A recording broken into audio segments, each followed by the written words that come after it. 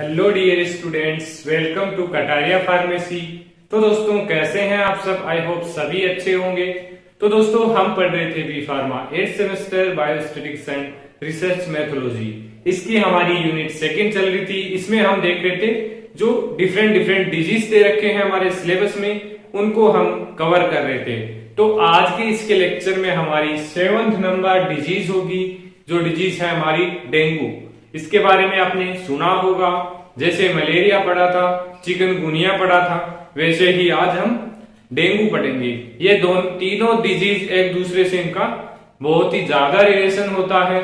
इनके जो कोजेज हैं, जो कोजिंग फैक्टर्स हैं, वो लगभग आपको सेम देखने को मिलेंगे। जैसे हमने जो कम्युनिकेबल डिजीज देखी थी, कोविड-19, न्यूमोनिया, रेस्पिरेटरी इन्फेक्शन, तो ये जैसे वो सेम थी, ऐसे ही ये हमारी 3 डिजीज लगभग इनके सिम्टम्स, कोजिंग फैक्टर्स सभी सेम होंगे। तो इनको एक दूसरे से रिलेट करके स्टडी करना है आपको। तो दोस्तों लेक्चर को स्टार्ट करने से पहले अगर आप चैनल पे न्यू हैं तो चैनल को सब्सक्राइब कर लो और बेल आइकन को प्रेस कर दो, जिससे न्यू वीडियो का नोटिफिकेशन आपको सबसे पहले मिल सके। और दोस्तों वीडियो में एंड तक बने रहना, जिससे आपको आज का टॉपिक समझ में आ जाए। तो बिना देरी के स्टार्ट करते हैं। हम देखेंगे आज डेंगू। तो डेंगू आपको पता होगा एक मॉस्किटो से रिलेटेड डिजीज है, मतलब मेनली ये मॉस्किटोज के द्वारा कोस की जाती है। तो इसकी डेफिनेशन देख लेते हैं। First, among arthropods borne disease, dengue fever is most common. It is a disease affecting urban and peri-urban area in tropical and subtropical regions। मतलब इसमें जो ऑर्थोपोड्स होते हैं मेनली वो इनका रोल होता है इस डिजीज को कोज करने में। और जैसे मलेरिया और जो हमारी डिजीज थी चिकनगुनिया, इसमें फीवर, हाई फीवर हो रहा था, तो इस डिजीज में भी आपको बहुत ज्यादा हाई फीवर देखने को मिलेगा। Dengue fever can occur among all ages and both sex, मतलब ये कोई भी एज में हो सकती है, इसकी कोई एज लिमिटेशन नहीं है। और दोनों सेक्स यानी मेल फीमेल दोनों में ये हो सकता है, मतलब एक तो इसकी एज लिमिट नहीं है, मतलब किसी में भी ये हो सकता है। तो अब इसके सिम्टम्स देख लेते हैं कि क्या क्या सिम्टम्स अगर किसी को डेंगू होता है तो उसके अंदर क्या क्या सिम्टम्स देखने को मिलेंगे। तो फर्स्ट हमने 3 टाइप से इन सिम्टम्स को डिराइव किया है। फर्स्ट है क्लासिकल डेंगू फीवर, मतलब इसके अंदर फीवर क्या, फीवर कितना होगा, हाइयर फीवर विथ चिल। अब कितना होगा higher fever, 39 degree celsius to 90 degree.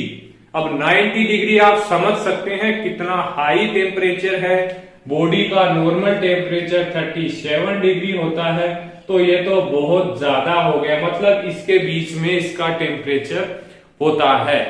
तो आप समझ सकते हैं कितनी डेंजरस डिजीज है। इसके अलावा क्या क्या इसके सिम्टम्स है, जॉइंट पेन होगा इसके अंदर, muscles pain, alter taste, weakness आपकी बॉडी में आ जाएगी।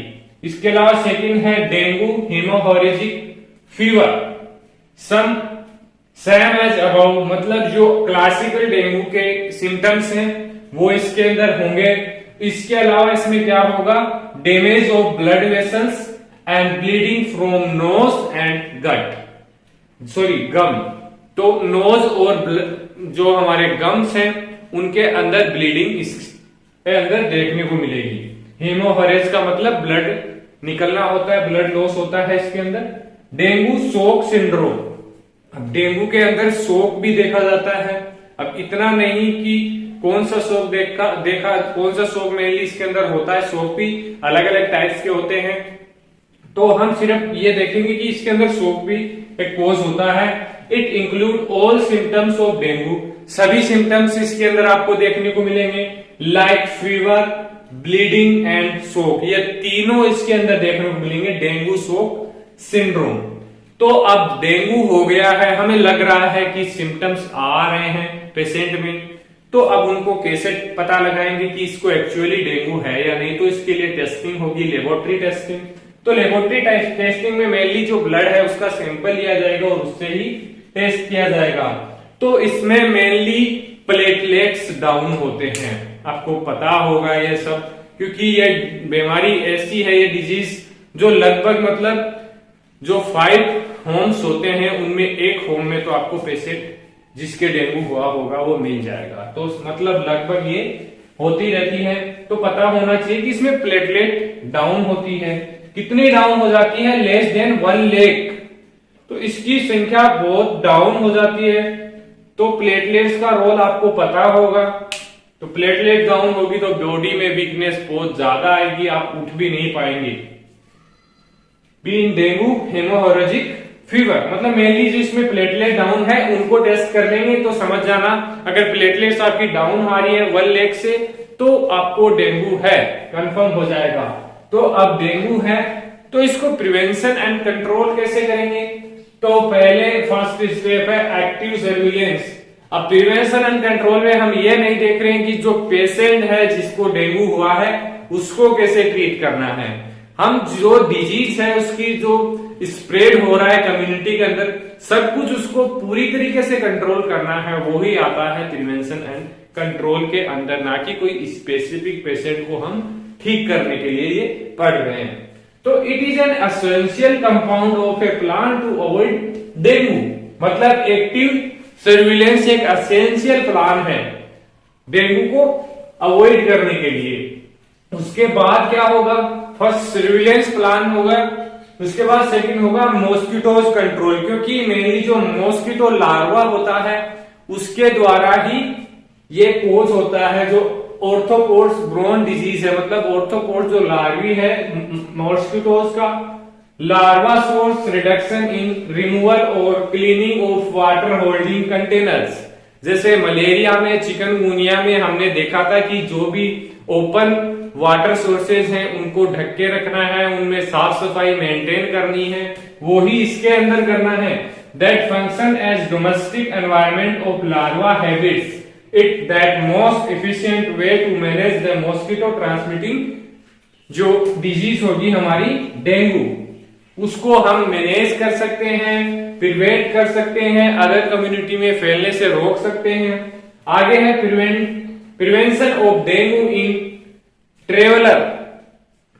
ट्रेवलर मतलब कि जैसे कोविड-19 में आपको स्टे सेफ एट होम, मतलब आपको होम में ही आइसोलेट रहना पड़ता है, होम में ज्यादा रहेंगे तो जब कोविड की वेव आती है तो आप प्रोटेक्ट रहेंगे। वैसे ही इसके अंदर देखिए क्या है, effective prevention of dengue fever is difficult to achieve for traveller visiting tropical areas, मतलब मेनली जो ट्रेवलर है जो ट्रॉपिकल एरियाज है जहां पर क्राउड ज्यादा है तो उनमें मेंटेन करना इसके लिए आसान नहीं होता है। तो इसको रोकने के लिए हम होम पे ही रहें, मतलब ज्यादा से ज्यादा घर पे रहें, बट इट में greatly reduce the risk of infection, इससे जो इन्फेक्शन का रिस्क है वो डिक्रीज होगा।